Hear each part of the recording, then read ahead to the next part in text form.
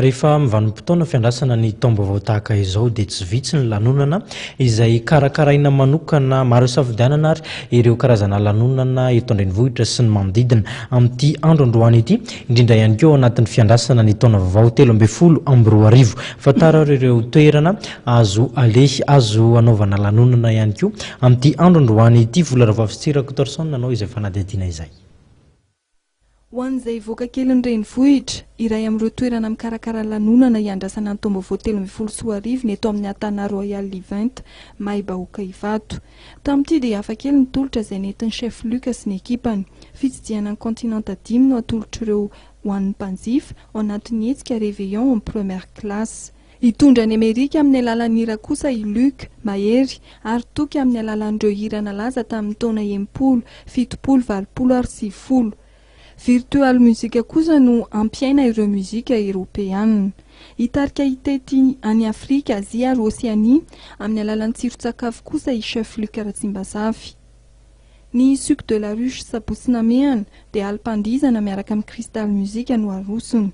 Eny amin'ny Krypton Ambohimalaza ihany koa dia alipandizana miavaka miaraka amin'ny Korana Musique sy ny Groove Box no atolotra izy ireo. Ho an'ny eto an-drenivohitra, etsy amin'ny Big Bang Behoririka dia miavaka ny andrasana ny taom-baovao. Izy ny fanentanana izay ataon'ny Rave DJ, izy ny karaoké ary sakafo samihafa ary mety tolotra mamaim-poana samihafa amin'ny Big Bang etsy Behoririka. Dia ampiandoana dia efa risahany fety mahafinaritra ho an'ny vahoaka malagasy rehetra izay a. Dia izay atao Big Bang moa zany araka ilay efa volatetsy ambony, araka ilay efa tokambarotra koa antsika faina lavitra isan-karazany dia manao hetsika miavaka rariva zany a hoentsika mamarana ny taona 2024 sy andrasantsika ny taona vaovao 2024. Ny hetsika moa zany dia miavaka tokoa satria misy soirée spéciale zany eto ariva iandrasantsika zany taona 2024 zany.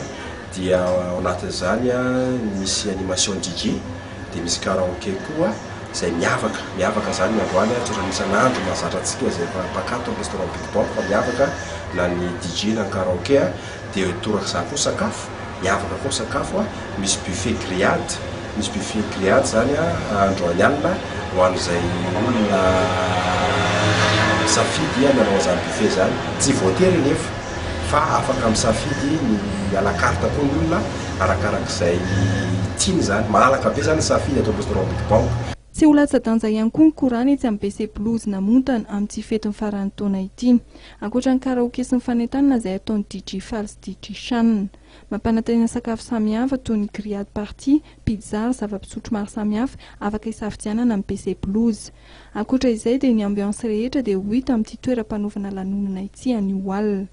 Ho an'ireo tanora indray dia misy ny Vibe XXL izay ho tanterahana ao amin'ny casque PK0 ao Madaray Sorano. Karaoké, t-shirt mouillé, ary fifaninana samihafa no hita eny toerana. Ny Guest House 87 ao Anjanahary ihany koa dia manomana hetsika Mega Festa iandrasana ny taom-baovao.